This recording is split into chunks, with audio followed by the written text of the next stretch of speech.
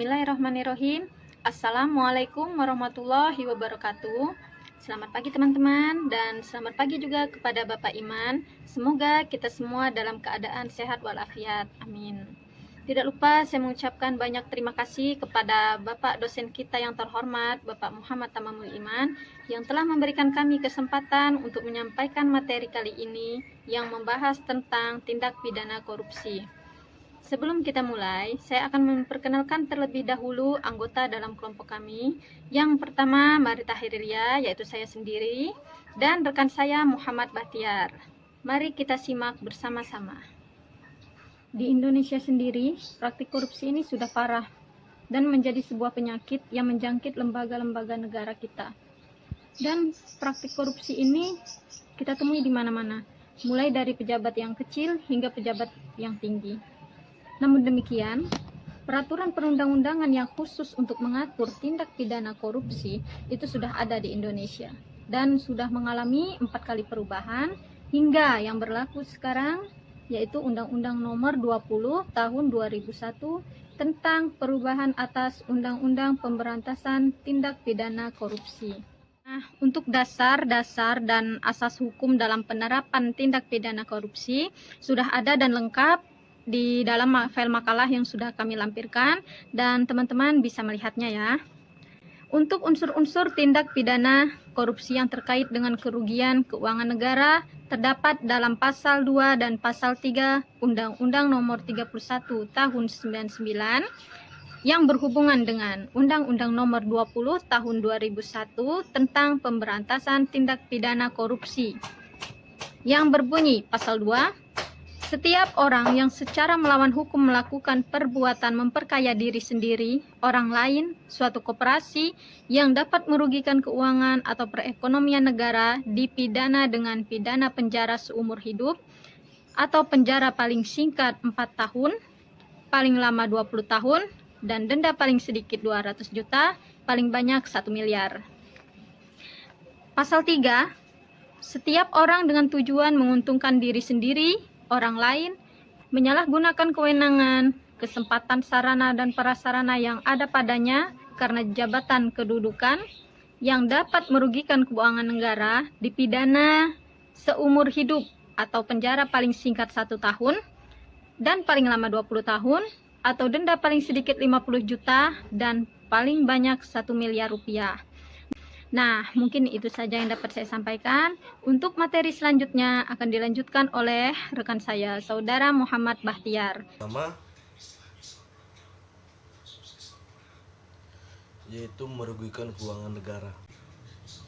Yang kedua apa? Ya suap menyuap. Ini sudah tidak aneh di kita adalah suap menyuap. Ya banyak sekali dilakukan di sini ya. Bahkan Indonesia ini untuk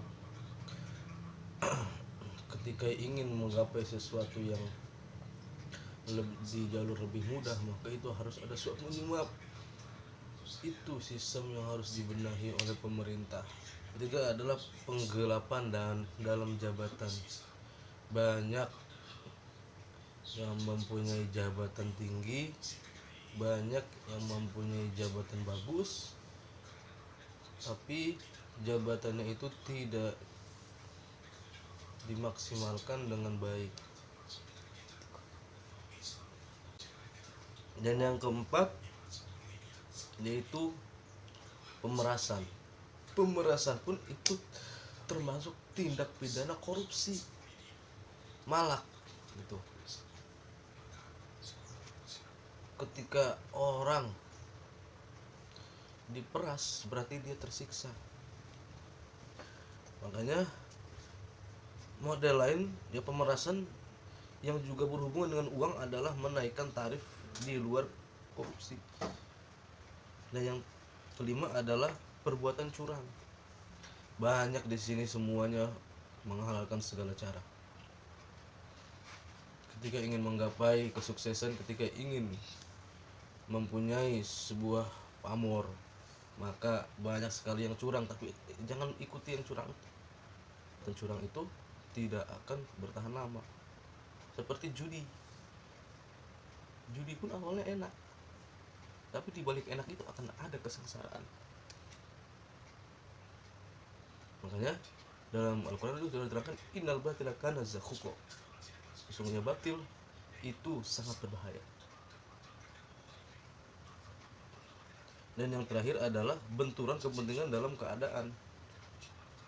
Banyak sekali orang yang tadinya benar, orang yang tadinya ibaratnya konsisten dengan pendiriannya, karena berbenturan dengan keadaan, entah keadaan dalam rumah tangga, entah keadaan dalam memperjuangkan nasib rakyat, itu kadang terjadi tindakan pidana korupsi karena merasa seperti itu. Tapi sebisa mungkin kita sebagai warga yang baik, ketika mempunyai sebuah jabatan, ketika mempunyai sebuah nama, maka manfaatkanlah jabatan itu dengan sebenar-benar, dengan sebaik-baiknya. Karena di dalam hadis juga sudah diterangkan kullukum ra'in wa kullukum mas'ulun an ra'iyati. Setiap semua orang itu adalah pemimpin, dan semua pemimpin itu diberikan pertanggungjawabannya dengan sebaik-baiknya oleh Allah. Harus bertanggung jawab. Sekian dari saya. Wallahul muwaffiq ila aqwamit thoriq. Assalamualaikum warahmatullahi wabarakatuh. Demikianlah presentasi yang dapat kami sampaikan pada kesempatan kali ini. Semoga bermanfaat untuk kita semua. Atas perhatiannya kami mengucapkan terima kasih. Kurang lebihnya mohon maaf. Wassalamualaikum warahmatullahi wabarakatuh.